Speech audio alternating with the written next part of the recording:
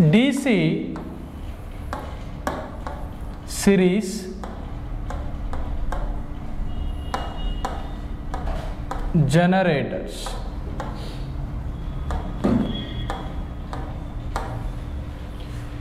DC series generators. DC series generators లో ప్రధానమైనటువంటి అంశం ఏంటి అనంటే సిరీస్ అనే అంశం. సిరీస్ అంటే ఏం సిరీస్లో ఉంటాయి, ఏమేం సిరీస్లో ఉంటాయి? ఫీల్డ్ మరియు ఆర్మేచర్లు ఒక వరుస క్రమములో ఉంటే దానిని సిరీస్ అని పిలుస్తారు. ఈ జనరేటర్స్ అనేవి ప్రధానంగా ఒకే ఒక టర్మినల్ని ఫీల్డ్ వైండింగ్ కలిగి ఉండి ఒకే ఒక వలయముతో కలిగి ఉండి అత్యధిక క్రాస్ సెక్షనల్ ఏరియా, మందపాటి లేదా అత్యధిక క్రాస్ సెక్షనల్ ఏరియాతో ఉంటుంది. ఇలా ఉండి దీని క్రింది భాగం లోపట ఆర్మేచర్ అనేది ఉంటుంది. మరి దీని పని ఏంటి సార్? ఈ DC సిరీస్ జనరేటర్ యొక్క పని ఏంటి? DC సిరీస్ జనరేటర్ ఏం చేయాలి? టర్మినల్ వోల్టేజ్ని పుట్టించాలి. ఏ వోల్టేజు?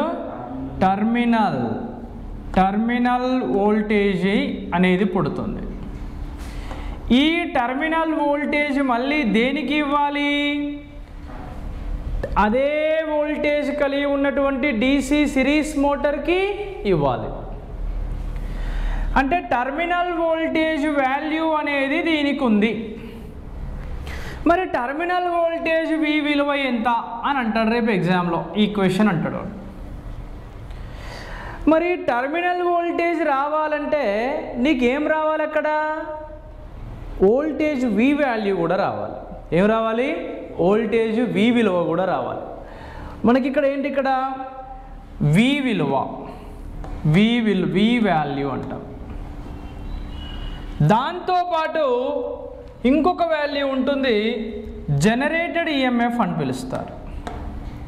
జనరేటెడ్ EMF, జనరేటర్లో పుట్టింది జనరేటెడ్ EMF విలువ.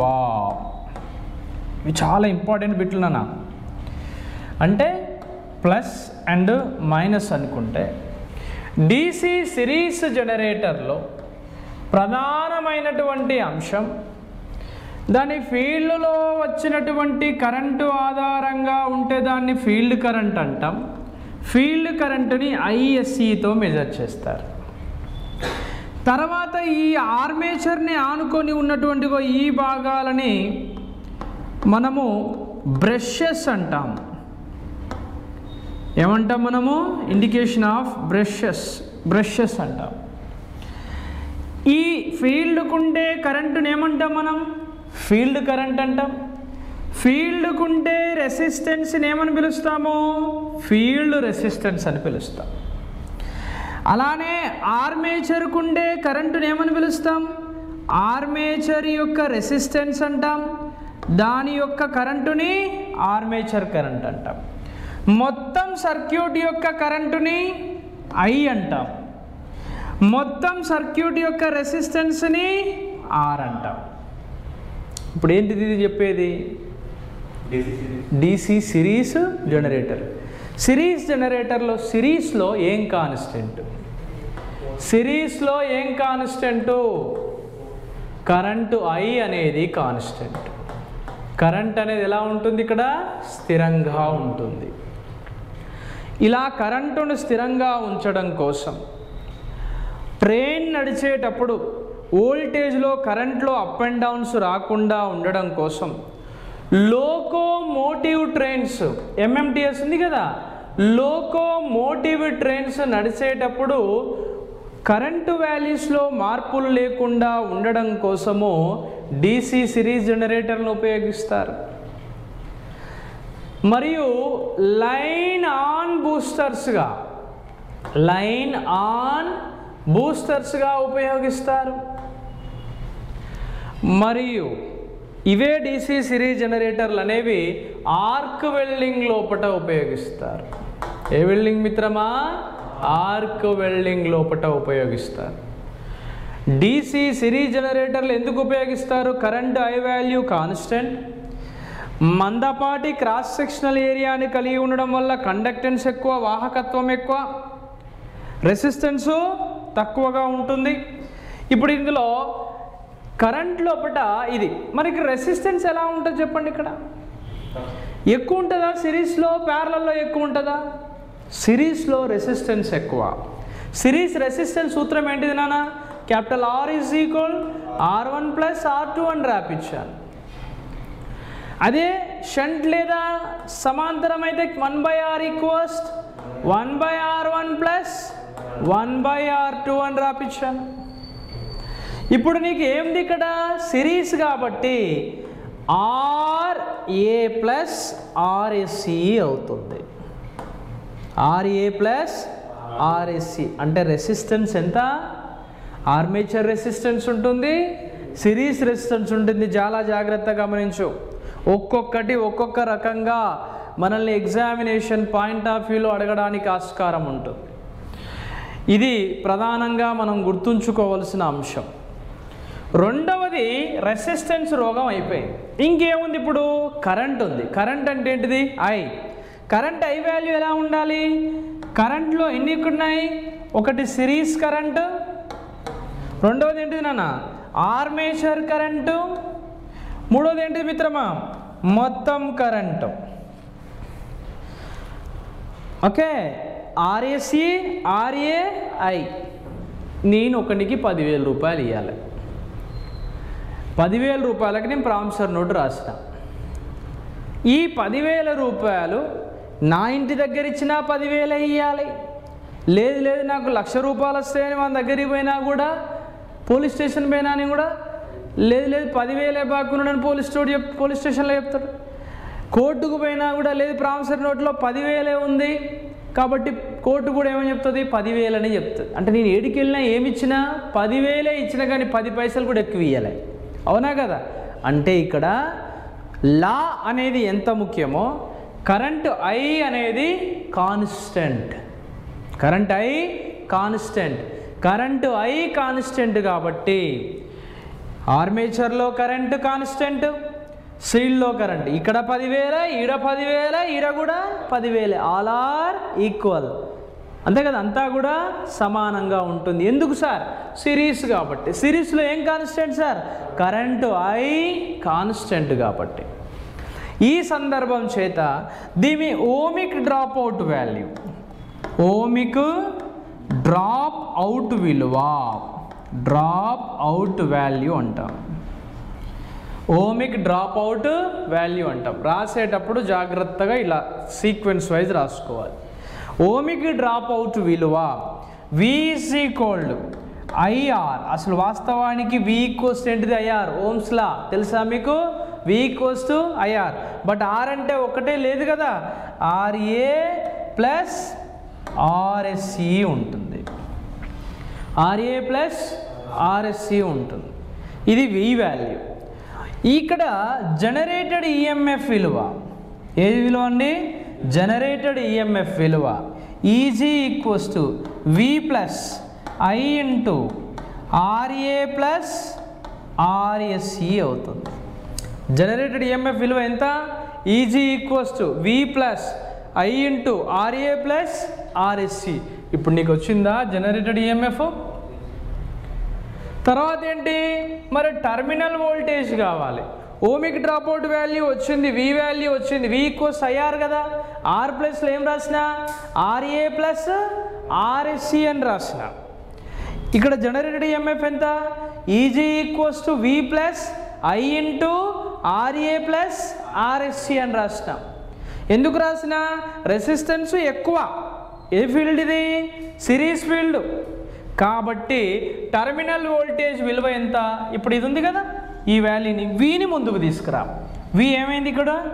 ముందుకైంది. లేకపోతే వీని ఇక్కడే ఉంచు, ఇది బయటికి తీసుకురా. ఇది ప్లస్ కాస్త బయటికి వస్తే ఏమైంది? మైనస్. అప్పుడు వి ఈక్వల్స్ ఎంత నాన్న? Easy minus I into R a plus R S C అవుతుంది. డీసీ జనరేటర్లు కనుక నీకు వస్తే డీసీ మోటార్లు ఈజీ అవుతాయి. ఎట్లా సార్? డీసీ మోటార్లు కూడా సేమ్. డీసీ సిరీస్ మోటార్లో జనరేటెడ్ ఈఎంఎఫ్ ఎంత అంటాడు. E g equals to V minus వస్తుంది.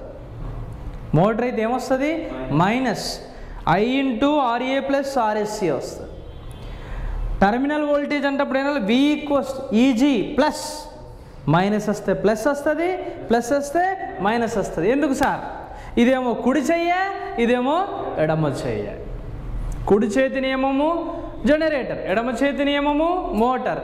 కుడి చేతికి ఎడమ చేతికి ఎంత తేడా ఉందో ప్లస్కు మైనస్ కూడా అంతే తేడా ఉంటుంది. మిమ్మల్ని ఎగ్జామ్లో అడిగేది ఇవే ఎగ్జామ్లో అడుగుతున్నాడు ఈ క్వశ్చన్స్.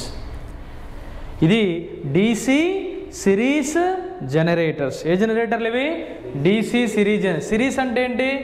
ఏ జనరేటర్లోనైతే సిరీస్ ఫీల్డ్ మరియు ఆర్మేచర్లు కలిసి ఉంటాయో ఆ జనరేటర్ని సిరీస్ జనరేటర్ అంటారు. సిరీస్ ఫీల్డ్ లావుపాటి క్రాస్ సెక్షనల్ ఏరియాతో చాలా మందంగా, ఎక్కువ మందముతో, అధికంగా వలయాలు లేకుండా ఒకే ఒక వలయంతో కలిగి ఉంటుంది. దాని కరెంటుని సిరీస్ కరెంట్ అంటాం. దాని రెసిస్టెన్స్ని సిరీస్ రెసిస్టెన్స్ అని పిలుస్తాం. దానికి ఉన్న ఆర్మేచర్లో ఇక్కడ ఉండే కరెంటుని ఆర్మేచర్ కరెంట్, రెసిస్టెన్స్ని ఆర్మేచర్ రెసిస్టెన్స్ అంటాం. ఇది సిరీస్ కాబట్టి కరెంట్ ఐ విలువ కాన్స్టెంట్గా ఉంటుంది, రెసిస్టెన్స్ ఎక్కువగా ఉంటుంది. కరెంట్ ఐ స్థిరంగా ఉంటుంది కాబట్టి ఆర్క్ వెల్డింగ్ లోపట locomotive trains voltage drop out లేకుండా ముందుకి ట్రైన్ నడవడానికి ఉపయోగిస్తారు. దాంతో పాటుగా లైన్ ఆన్ బూస్టర్స్గా కూడా ఉపయోగిస్తారు. లైన్ లోపల లాసెస్ లేకుండా, టెర్మినల్ వోల్టేజ్లో నష్టాలు లేకుండా ముందుకి కొనసాగడానికి ఉపయోగిస్తారు. సిరీస్లో నిరోధము ఎక్కువ. బట్ మనకి ఇక్కడ ఉన్నది రెసిస్టెన్స్ ఆర్ఏ, ఆర్ఎస్సి. ఆర్ఏ అంటే ఆర్మేచర్లో రెసిస్టెన్స్, ఆర్ఎస్సి అంటే సిరీస్లో రెసిస్టెన్స్ అని పిలుస్తారు. ఇక్కడ మనకి మొత్తం కరెంటు కాన్స్టెంట్గా ఉంటుంది. ఐఎస్సి ఈక్వల్స్ టు ఐగా పిలుస్తారు. అంటే కరెంట్ ఐ అనేది అన్ని చోట్ల కాన్స్టెంట్, ఎక్కడైనా 10,000 రూపాయలే అన్నట్టుగా. E g equals to V plus I into R a plus R S C. దీన్ని జనరేటెడ్ ఈఎంఎఫ్ విలువ అని పిలుస్తారు. టెర్మినల్ వోల్టేజ్ పరంగా తీస్తే E g minus I into R a plus ఆర్ఎస్సిగా చదువుతూ ఉంటాం. అర్థమైందా? ఇది జనరేటర్ అయితేనేమో ఇక్కడ ప్లస్ ఉంటుంది, మోటార్ అయితే రివర్స్ మైనస్ వస్తుంది, ఇక్కడ ప్లస్ అనేది రావడం జరుగుతూ ఉంటుంది. ఏ జనరేటర్లు ఇవి? డీసీ సిరీస్ జనరేటర్లు. ఈ జనరేటర్లలో ప్రధానమైనటువంటి గ్రాఫ్స్ ఇవి. డీసీ సిరీస్ జనరేటర్లో లోడ్ కరెంటుని ఐఎల్ అని పిలుస్తారు. లోడ్ కరెంటుని ఐఎల్ అని పిలుస్తారు. అలానే టెర్మినల్ వోల్టేజ్ వి కావచ్చు. టెర్మినల్ వోల్టేజ్ వి ఈక్వల్స్ ఏమని చెప్పాలి? ఇక్కడ V is equalled E g minus I, అంతే కదా. టెర్మినల్ వోల్టేజ్ ఏమొస్తుంది ఇక్కడ? E g minus I into R a plus R S C. Generated EMF E g equals to V plus I into R a plus R S C అవుతుంది. No load voltage ఈ జీరోకి, లోడ్ కరెంటు ఐఎల్కి మనం గనక graph గీస్తే లోడ్ కరెంట్ ఏమని చెప్తుంది? Total current, load current, field కరెంటులు మొత్తము సమానం, అంతే కదా. కరెంట్ I అనేది కాన్స్టెంట్, ఎందులో సిరీస్లో I కాన్స్టెంట్, షంట్లో V కాన్స్టెంట్గా ఉంటుంది. ఇప్పుడు మనం జాగ్రత్తగా చూస్తే ఆర్మేచర్ రియాక్షన్ అని పిలిస్తే, వీళ్ళ ఆర్మేచర్ రియాక్షన్ లోడ్ కరెంటు పెరిగినా కొద్దీ దాని టెర్మినల్ వోల్టేజ్ ఏమైతూ ఉంటుంది, పెరుగుతూ ఉంటుంది. చూడండి ఇక్కడ ఒకానొక సందర్భంలో ఇది పోలీస్ స్టాప్. తర్వాత ఈ కింద ఉన్నటువంటి రెడ్ లైన్ ఏమని పిలుస్తారు, ఓమిక్ డ్రాప్అవుట్ అని పిలుస్తారు. ఏమని పిలుస్తారు, ఓమిక్ డ్రాప్అవుట్. తర్వాత ఇది ఓమిక్ డ్రాప్అవుట్ వోల్టేజ్. ఈ కింద ఉన్నటువంటి లైన్ ఏమంటాం, ఇంటర్నల్ క్యారెక్టర్, అంటే అంతర్గతంగా ఉండేటువంటి లక్షణాలు. ఏ లక్షణాలు, మందపాటి వైర్లు, ఒకే ఒక వలయాలు, రెసిస్టెన్సులు ఎక్కువగా ఉండడం, కరెంటు కాన్స్టెంట్గా ఉండడం అనే లక్షణాలు ఇవి చూపిస్తూ ఉంటుంది డాట్ లైన్స్, ఇక్కడ ఉండేటువంటి లక్షణం. ఇదేమో ఎక్స్టర్నల్ క్యారెక్టర్, అంటే బహిర్గత లక్షణాలు చూపిస్తుంది.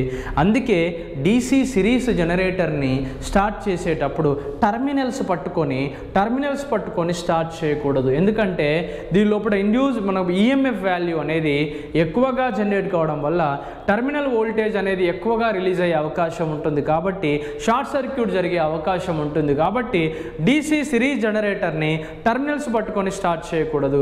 రెండో విషయము, ఈ జనరేటర్ని స్టార్ట్ చేసే ముందు లోడ్ వేశాక మాత్రమే స్టార్ట్ చేయాలి. ఏం చేయాలి, లోడ్ వేశాక మాత్రమే స్టార్ట్ చేయాలి. లోడ్ వేయకముందు స్టార్ట్ చేస్తే ఈ జనరేటర్లకు భయంకరమైన వేగంతో తిరుగుతాయి. DC సిరీస్లో ఉండే ప్రధానమైన లక్షణాలు. అందుకే క్వశ్చన్ అడుగుతాడు, లోడ్ వేశాక స్టార్ట్ చేసే మోటార్లు ఏమిటి అంటాడు. DC సిరీస్ మోటార్లు అని దిద్దాలి అక్కడ. లోడ్ వేయకముందు స్టార్ట్ చేసే మోటార్లు ఏమిటి అంటాడు, షంట్ మోటార్లు అని చెప్పుకోవచ్చు. అనగా అత్యధిక సామర్థ్యాన్ని ప్రదర్శించే మోటార్లు ఏమిటి అంటాడు, సిరీస్ మోటార్లు. అర్థమైందా? అంటే ఇక్కడ హై స్టార్టింగ్ టార్క్ ఉన్నటువంటి మోటార్లుగా ఏంటిని పిలుస్తారు, సిరీస్ మోటార్లని పిలుస్తూ ఉంటారు. అక్కడ ఇది కూడా లోడ్ వేశాక మాత్రమే, కనెక్ట్ చేశాక మాత్రమే దీన్ని స్టార్ట్ చేయవలసి ఉంటుంది. ఇది మనం గుర్తుపెట్టుకోవాల్సిన ప్రధానమైనటువంటి అంశం. Any doubts? చలో.